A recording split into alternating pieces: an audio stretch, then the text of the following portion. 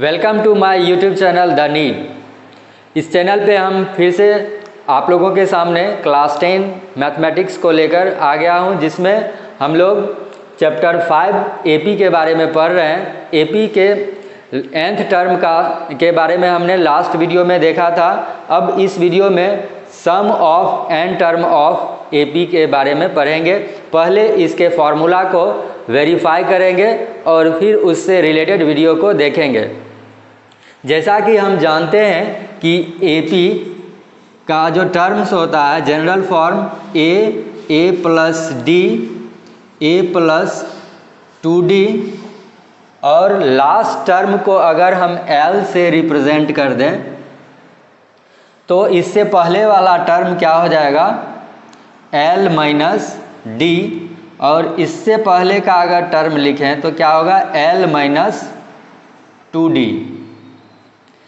ठीक है, इसका अगर सम निकालना है तो इसको हम Sn से रिप्रेजेंट कर देते हैं। तो Sn इक्वल टू क्या हो जाएगा, a plus D plus a plus 2d plus l minus 2d plus l minus d plus l। इस तरह से हम इसके सम को फाइंड आउट कर सकते हैं। जो एपी का टर्म्स है इसको ऐड करने से यह एक सीरीज बन जा रहा है, जिसको हमने Sn मान लिया। इसके फॉर्मूला को वेरीफाई करने के लिए हम क्या करते हैं, फिर से इसको लिखते हैं। ठीक है, लेकिन अब कैसे लिखेंगे, लास्ट टर्म को पहले लिख देते हैं। तो लास्ट टर्म हो गया L, उससे पहले है L minus D plus L minus 2d। इस तरह से अगर हम सब टर्म को लिखते जाएं तो फर्स्ट टर्म जो था वो क्या हो जाएगा, लास्ट में आ जाएगा, जो कि a हो जाएगा। इससे पहले सेकेंड टर्म आएगा a प्लस डी, और इससे पहले third term a plus 2d। अब क्या करते हैं, हम दोनों को ऐड कर लेते हैं। ये जो दो फॉर्म में हमने लिखा, एक फर्स्ट से लास्ट फिर उसको रिवर्स करके हमने लिख दिया। अब अगर दोनों को ऐड कर लें तो क्या मिल जाएगा, Sn प्लस Sn 2Sn। यहाँ पर ऐड करने के समय हम क्या करते हैं, जो आमने सामने का क्रॉसपॉन्डिंग टर्म्स है उस टर्म को ऐड करते हैं। तो फर्स्ट टर्म यहाँ पर a और l, इसको ऐड करेंगे तो क्या हो जाएगा, a प्लस l प्लस यहाँ a प्लस d है और l माइनस d। इस दोनों को अगर ऐड करेंगे तो d और d कैंसिल हो जाएगा, तो फिर हमें मिल जाएगा a प्लस l। इसी तरह से अगर हम देखें तो यहाँ भी 2d और 2d कैंसिल होगा। आगे अगर बढ़ते जाते हैं तो यहाँ माइनस 2d प्लस 2d ये भी कैंसिल हो जाएगा, तो इसमें क्या बचेगा, a प्लस l। इस तरह से हम देख रहे हैं कि ये हर एक क्रॉसपॉन्डिंग टर्म्स को ऐड करने पर a प्लस l मिल रहा है। और इसका नंबर्स अगर हम देखें, अगर एपी में n टर्म्स है तो इसके रिवर्स में लिखने से भी n टर्म्स मिलेगा, और हम टू क्रॉसपॉन्डिंग टर्म को ही ऐड कर रहे हैं। तो इस तरह से a प्लस l हमें कितनी बार मिल जाएगा, n times. a plus l n times मिल जाएगा। तो इस तरह से 2Sn इक्वल टू, किसी नंबर को जितने टाइम्स हम ऐड करते हैं अगर उसी से मल्टीप्लाई कर देंगे तो वह वैल्यू निकल जाएगा। यानी n टाइम्स इसको ऐड किया गया तो इसका वैल्यू कितना हो जाएगा, n into a plus l। इसको समझने के लिए कुछ एग्जाम्पल लेते हैं। जैसे 2 + 2 + 2 3 टाइम्स हमने इसको ऐड किया, तो इसके बदले हम लिख सकते हैं 3 × 2। 3 टाइम्स ऐड किया है इसलिए 3 से मल्टीप्लाई कर दिया, वैल्यू इसमें 6 आ जाता है। तो इसी तरह से यहाँ पर n टाइम्स ऐड किया गया है, तो हमने n से इसको मल्टीप्लाई कर दिया इसका वैल्यू निकालने के लिए। इस प्रकार Sn जो है वो क्या हो जाएगा, Sn = n/2 a + l। यह भी एक हमारा फॉर्मूला हो गया Sn का। Sn = n/2 a + l। हमने लास्ट टर्म के लिए यानी an के लिए फॉर्मूला पढ़ा था। ये क्या होता है, an = a + n - 1 × d। अगर इस वैल्यू को हम इसमें रख देते हैं, यानी लास्ट टर्म l के बदले इसको रख देंगे, तो एक न्यू फार्मूला मिल जाएगा। Sn = n/2 a + n - 1 × d, जिसको कि सिंप्लीफाई करने से क्या हो जाएगा, n/2 a + a 2a + n - 1 × d। इस तरह से Sn का हमें फॉर्मूला मिल जाएगा n/2 × 2a + n - 1 × d। इस फार्मूला का यूज़ करके हम Sn यानी सम ऑफ n टर्म से रिलेटेड जो भी प्रॉब्लम आएगा, जो भी क्वेश्चन आएगा, उसको हम सॉल्व करेंगे। इस तरह से इस फार्मूला को हम खुद से वेरीफाई कर सकते हैं। अगर फार्मूला याद है तब तो आसानी से प्रॉब्लम को सॉल्व कर सकते हैं। अगर कहीं फार्मूला भूल जाते हैं तो खुद से इस मेथड से हम फार्मूला जनरेट कर सकते हैं। हमने sum of n terms of AP का फार्मूला पढ़ लिया। अब उस पर बेस्ड क्वेश्चन को सॉल्व करते हैं, जिसमें एग्जाम्पल नंबर 11। इसमें क्वेश्चन है, find the sum of first 22 terms of AP 8 3 - 2। यानी इसमें एक AP दिया गया है जिसमें फर्स्ट टर्म यानी A = क्या है 8, D = 3 - 8 -5 हो जाएगा, और n का वैल्यू दिया हुआ है 22। क्वेश्चन में n भी गिवन है। तो ये सारा इन्फॉर्मेशन हमें क्वेश्चन से मिल गया। अब इसका सम निकालना है, यानी Sn निकालना है। तो Sn का फॉर्मूला हमने पढ़ा है n/2 × 2a + n - 1 × d। इसमें वैल्यू रख देते हैं। n है 22, 22/2 × 2a यानी 2 × 8 + n - 1, 22 - 1 × d। d आ गया है -5। इसको सॉल्व कर लेना है। तो ये हो जाएगा 11 × 16 - 21 16 + 21 × -5। तो इस तरह से 11 × 16 - 105, ये हो जाएगा 11 × 16, इसमें माइनस हम कर देंगे तो क्या आएगा 89 - 89।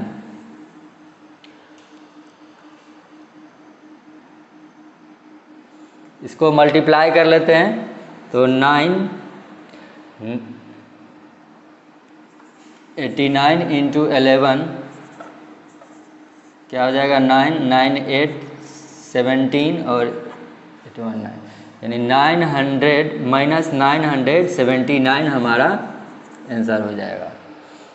ठीक है, इस तरह से इस फॉर्मूला से हम इजीली इसको कैलकुलेट कर सकते हैं कि फर्स्ट 22 टर्म्स जो है एपी का, इसका सम क्या होगा। तो जिसमें हमारा आंसर आ गया -979। नेक्स्ट एग्जाम्पल 12 है, इसमें क्वेश्चन है if the sum of 14 terms of an AP is 1050 and its first term is 10, find 20th term. यानी इसमें दो पार्ट हो जाएगा। पहले तो हमको एसएन फार्मूला यूज़ करना है, जिससे कि जो गिवन टर्म है उसको यूज़ करते हुए अननोन जो टर्म है उसको फाइंड आउट कर लेंगे। यहाँ पर सबसे पहले देखते हैं 14 टर्म, यानी n इक्वल टू 14, सम है 1050, यानी Sn इक्वल टू 1050, और उसके बाद दिया हुआ है फर्स्ट टर्म यानी a इक्वल टू 10। यहाँ पर d दिया हुआ नहीं है, तो d हमें फाइंड आउट करना होगा कि d का वैल्यू क्या होगा। तो सबसे पहले हम d कैलकुलेट करेंगे, उसके बाद 20th टर्म फाइंड आउट करेंगे। तो Sn का फॉर्मूला है n/2 2a plus n-1 into d, जिसमें इसका वैल्यू हम रखते हैं 1050 इक्वल टू 14/2 2 इंटू 10, a का वैल्यू 10 गिवन है, प्लस n-1 14 - 1 13, और d का वैल्यू पता नहीं है। यहाँ से हम इसको सॉल्व कर लेते हैं। 7 हो जाएगा। 7 इस साइड अगर लाते हैं तो इसमें डिवाइड हो जाएगा, इक्वल टू 20 प्लस 13d। अगर हम इसको 7 से मल्टीप्लाई कर लें फिर सॉल्व करें, ऐसे करके भी सॉल्व कर सकते हैं, लेकिन इस साइड ले आने से क्या होगा, थोड़ा इजी हो जाएगा। 7 से डिवाइड करने से क्या मिलेगा, 15 यानी 150 इक्वल टू 20 प्लस 13d। यहाँ से हमें 13d इक्वल टू मिल जाएगा 150 माइनस 20 यानी 130। इसीलिए d इक्वल टू क्या आ जाएगा, हैंस d इक्वल टू 130/13 यानी 10। इस तरह से हमने d का वैल्यू फाइंड कर लिया। अब हमें 20th टर्म यानी a20 फाइंड आउट करना है। तो इसमें हम फार्मूला यूज़ करेंगे a plus n-1 into d, जिसमें a गिवन है 10, n का वैल्यू हो गया 20 माइनस 1 और d का वैल्यू आया 10। तो इस तरह से 10 प्लस 19 इंटू 10 यानी 190, और इसमें ऐड करने से हमें क्या मिल जाएगा, 200, यानी 20th टर्म का वैल्यू क्या आ जाएगा, 200। इस तरह से हम इजीली दो पार्ट में इस क्वेश्चन को सॉल्व कर सकते हैं। नेक्स्ट एग्जांपल में, एग्जांपल नंबर 13 में क्वेश्चन है how many terms of the AP 24, 21, 18 must be taken so that their sum is 78। एक एपी गिवन है, इसमें हमें फाइंड आउट करना है number of terms. Number of terms यानी n का वैल्यू फाइंड आउट करेंगे। Sn गिवन है, तो Sn का फॉर्मूला अप्लाई करेंगे। पहले हम लोग लिख लेते हैं कि इसमें इंफॉर्मेशन क्या क्या गिवन है। A equal to 24, D equal to 21 minus 24 यानी -3 एंड Sn इक्वल टू 78। तो कम से कम कितना टर्म लिया जाएगा कि सम 78 हो जाए, यानी Sn का फॉर्मूला अप्लाई करते हैं। Sn equal to n/2 2a plus n-1 into d। Sn है 78 equal to n find out करना है, तो n/2 2a यानी 2 इंटू 24 48 हो जाएगा, प्लस n-1 और d का वैल्यू है -3। तो इस तरह से 2 को इधर ले आएंगे तो 8 इंटू 2 16 और 7 इंटू 2 14 यानी 156 इधर आ जाएगा। n से मल्टीप्लाई कर लेते हैं इस side, 48n minus 3n into n 3n square, उसके बाद फिर minus minus plus 3 into n 3n।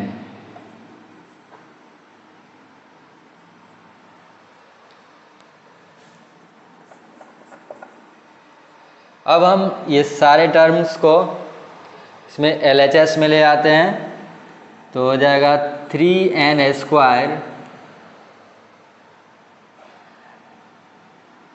Minus 3n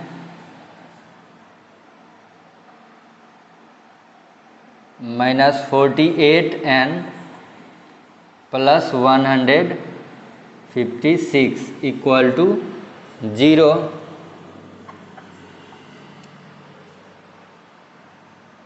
तो इस तरह से 3n square minus 51n plus 156 equal to 0, तो जिसमें 3 कॉमन लिया जा सकता है, तो n स्क्वायर माइनस 17n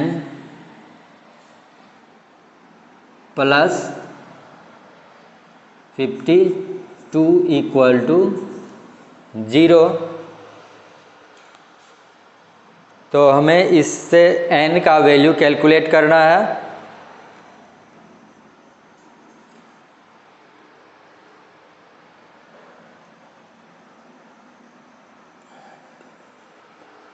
तो यह हो जाएगा n square minus 13n minus 4n plus 52 equal to 0।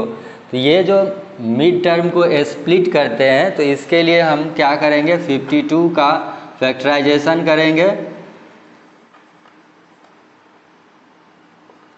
तो 13 और 4 ये इजीली हम इसको फैक्टराइज करके पता कर सकते हैं कि इसको ऐड करने से 17 आ रहा है और मल्टीप्लाई करने से 52 आ रहा है।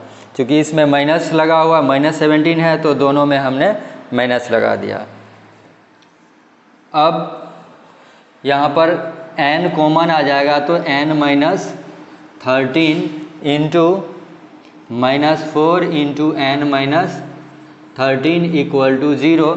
इस तरह से n-13 into n-4 equal to 0। तो n का वैल्यू 13 और 4 ये दोनों वैल्यू आ सकता है। तो ये दोनों वैल्यू किस तरह से सेटिस्फाई कर रहा है, तो अभी 3 टर्म्स दिया हुआ है, एक टर्म और इसके बाद आएगा, तो इसको अगर ऐड करते हैं तो 78 हो जाएगा। और दूसरा जब हम आगे बढ़ते जाएंगे तो इसमें कुछ निगेटिव टर्म्स आएगा, यानी 4th टर्म के बाद जितना पॉजिटिव में आएगा उतना ही निगेटिव में, यानी जो बचा हुआ 9 टर्म है उसमें उसका सम जो पॉजिटिव निगेटिव मिला के 0 हो जाएगा, तो हमारा ये दोनों आंसर हो सकता है 4 एंड 13। एग्जाम्पल नंबर 14 देखते हैं। क्वेश्चन इसमें है फाइंड द सम ऑफ, इसमें दो पार्ट है। फर्स्ट पार्ट में find the sum of first 1000 positive integers and second part में है n पॉजिटिव इंटीजर्स। तो सबसे पहले फर्स्ट पार्ट को देखते हैं। इसमें हमें पॉजिटिव इंटीजर्स का 1000 पॉजिटिव इंटीजर्स का सम फाइंड आउट करना है। तो पॉजिटिव इंटीजर्स क्या होगा, 1 2 3 इस तरह से 1000। तो ये पॉजिटिव इंटीजर्स हो गया जो कि 1 से स्टार्ट होता है, इसका सम हमें निकालना है। तो इसमें Sn का फॉर्मूला लगाएंगे। तो इसके लिए हमें जो जो वैल्यू चाहिए, सबसे पहले a, तो a equal to first term positive integer 1 से स्टार्ट होता है, यानी a इक्वल टू 1 हो गया। और कंटिन्यूअस पॉजिटिव इंटीजर है, तो जैसे 2 - 1, तो कॉमन डिफरेंस यहाँ पर क्या हो जाएगा, 1 2 कंटिन्यू जो पॉजिटिव इंटीजर होगा उसमें डिफरेंस 1 का होगा, इसीलिए d का वैल्यू 1 हो गया।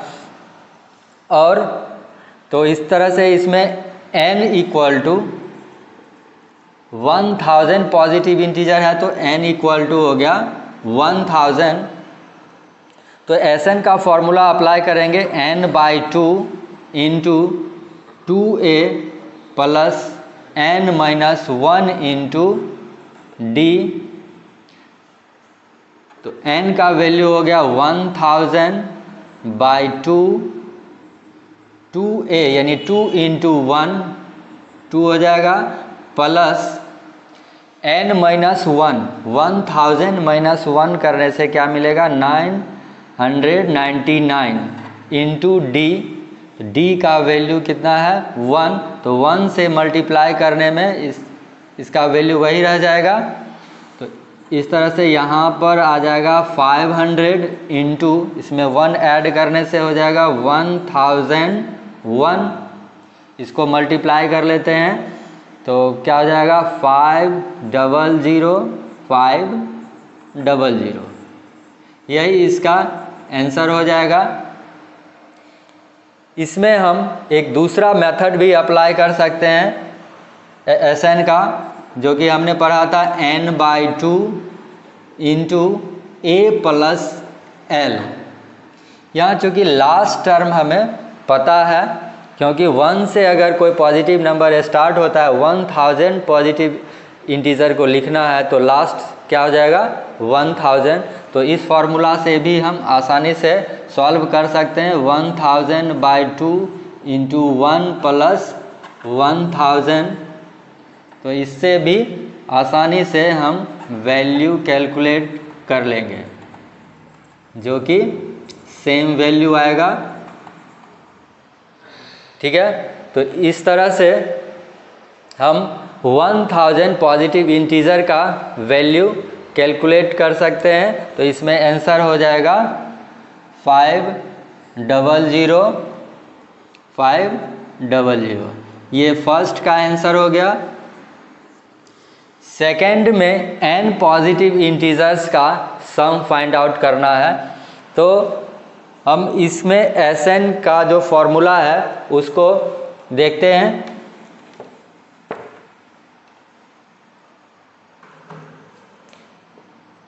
इसमें लास्ट टर्म n हो जाएगा, तो n/2 2 इंटू 1 2 हो जाएगा, plus n-1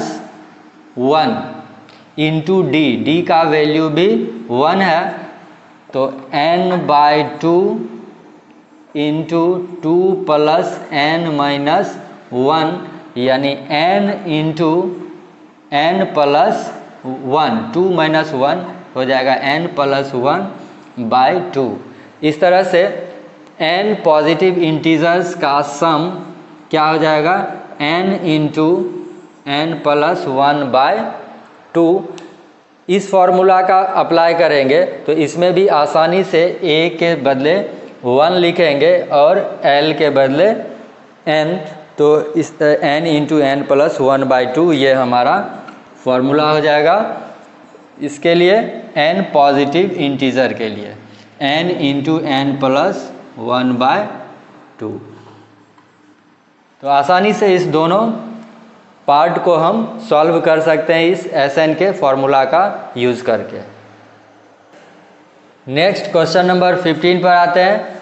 find the sum of first 24 terms of the list of number whose nth term is given by an equal to 3 plus 2n। तो इसमें 24 टर्म्स का सम फाइंड आउट करना है जिसमें कि an गिवन है ये, यानी an इस फॉर्म में दिया हुआ है an equal to 3 plus 2n। तो इसमें हम कुछ टर्म्स फाइंड आउट करेंगे, फर्स्ट टर्म सेकंड टर्म, और उसके हेल्प से कॉमन डिफरेंस फाइंड कर लेंगे और तब Sn का फॉर्मूला अप्लाई करेंगे। तो सबसे पहले फर्स्ट टर्म यानी a1 फाइंड आउट करते हैं। a1 इक्वल टू क्या हो जाएगा, जहाँ n है वहाँ पर हम 1 रख देंगे, यानी 3 प्लस 2 इंटू 1 यानी 3 प्लस 2 क्या हो जाएगा 5। फिर a2 फाइंड आउट करते हैं। a2 इक्वल टू क्या होगा 3 प्लस 2 इंटू 2, n के बदले हमने 2 वैल्यू रख दिया। फिर इसको सॉल्व करते हैं, 3 प्लस 4 यानी 7। एक टर्म और फाइंड आउट कर लेते हैं a3, तो 3 प्लस 2 इंटू 3 यानी 3 प्लस 6 इक्वल टू 9। तो यहाँ से हम d फाइंड आउट कर सकते हैं। d क्या हो जाएगा a2 माइनस a1 यानी 7 माइनस 5 इक्वल टू 2।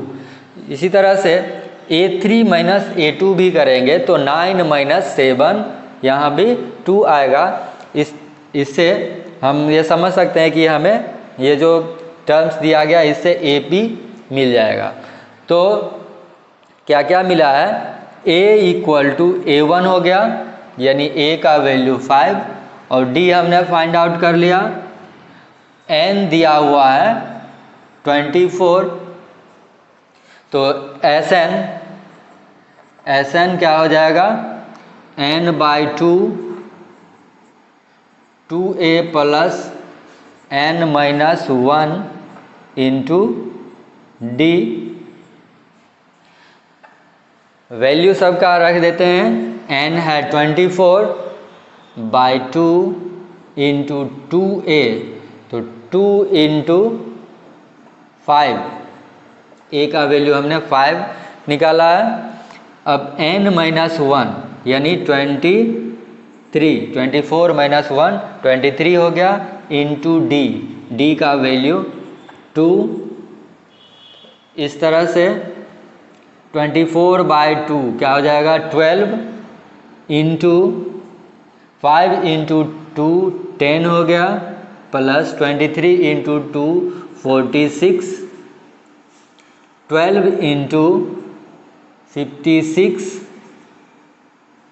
और ये हो जाएगा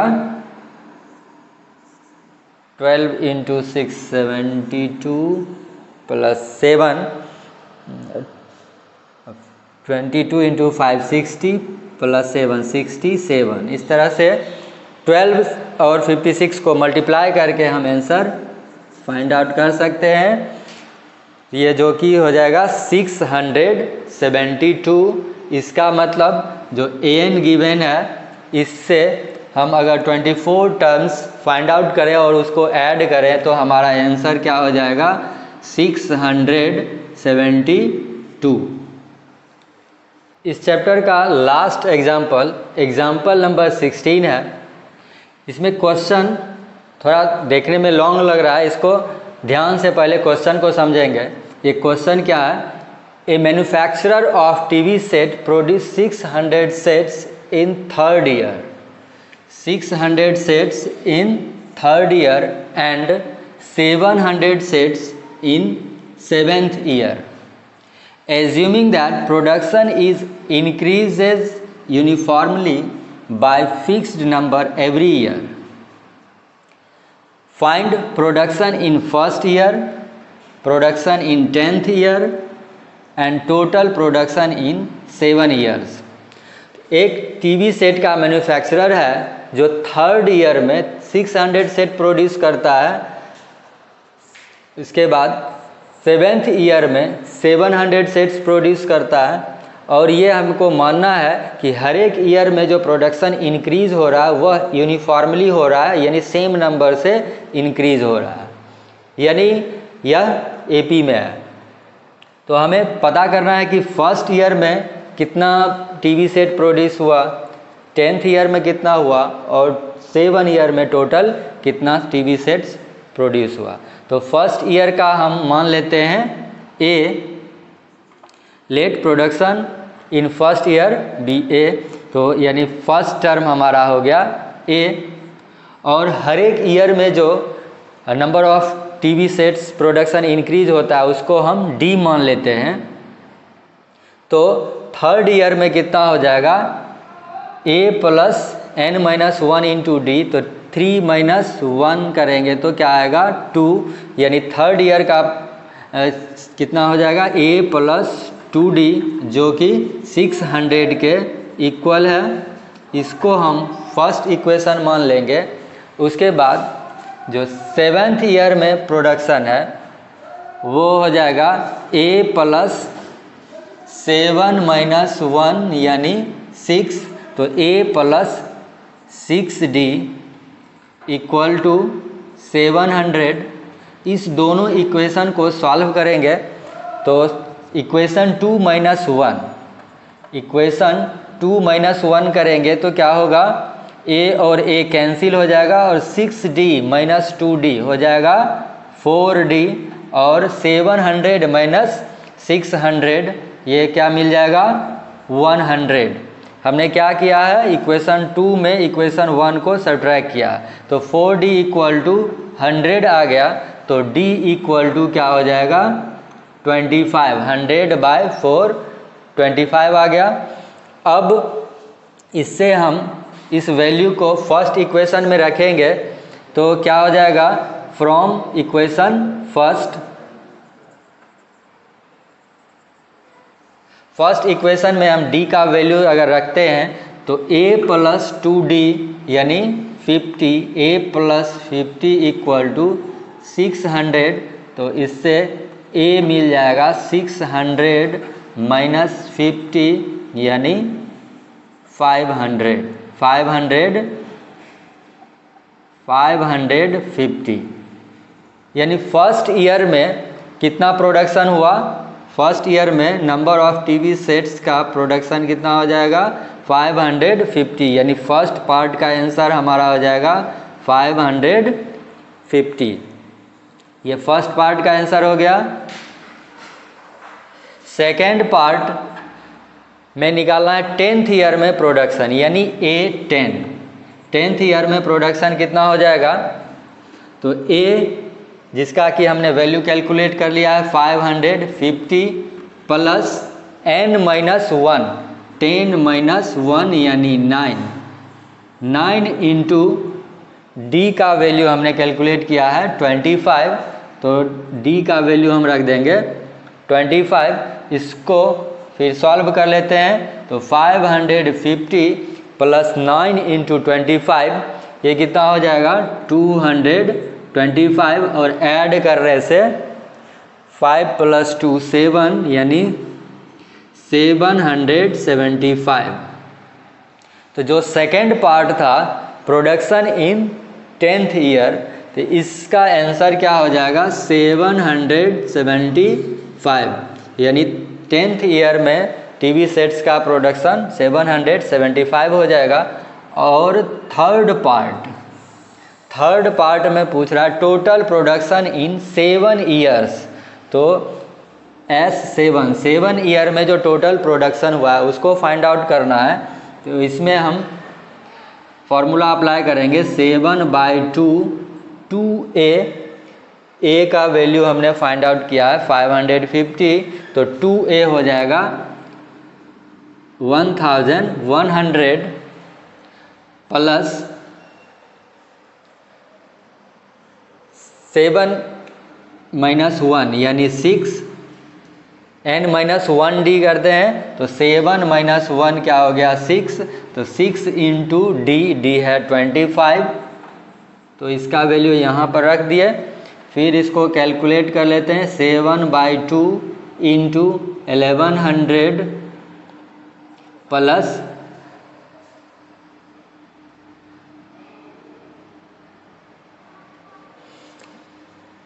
6 × 25, तो हो जाएगा 150। इसको ऐड करने से क्या हो जाएगा 7/2 × 1250, जिसको फिर 2 से अगर इसको डिवाइड करते हैं तो 625 हो जाएगा, और मल्टीप्लाई करने से क्या मिल जाएगा 5 7 × 2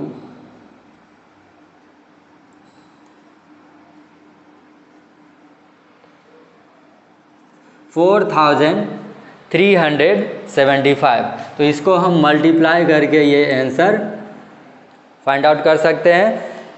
7 × 42 और 7 × 2 = 14 यानी 43 और 5 × 25। तो इस तरह से हम इसको मल्टीप्लाई करके देख सकते हैं। 4375 इसका आंसर हो जाएगा। तो इस प्रकार हमने ये एपी के सारे क्वेश्चंस को, जो कि एएन और एसएन से रिलेटेड जितना भी क्वेश्चंस था, हमने सॉल्व कर लिया।